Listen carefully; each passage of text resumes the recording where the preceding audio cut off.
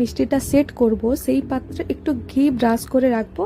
এবার একটা করে ব্রেড নিয়ে তার মধ্যে যে পুরটা আমি করে রেখেছিলাম সেই পুরটার কিছুটা অংশ দিয়ে রোল করে পাত্রের মধ্যে সাইজ করে রেখে দেব। আমাদের বোঝার জন্যই আমি আরও একটা করে দেখাচ্ছি কিভাবে করবে তোমরা। এভাবেই একে একে সবগুলো বানিয়ে নিতে হবে।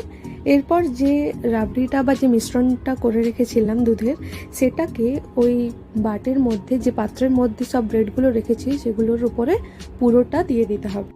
ব্যাস, আর কিছুই নয়, পুরোপুরি রেডি এই ব্রেড মালাই রোল, যেটা খেতে খুবই টেস্টি আর খুব কম সময়ে এটা সহজে বাড়িতে থাকা কিছু উপকরণ দিয়েই বানিয়ে নেওয়া যাবে।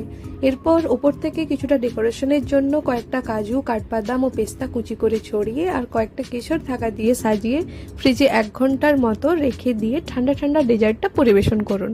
তো আমার এই রেসিপিটা তোমাদের কেমন লাগলো সেটা অবশ্যই আমাকে জানাবে, আর ভালো লাগলে লাইক, শেয়ার ও সাবস্ক্রাইব করতে ভুলবে না।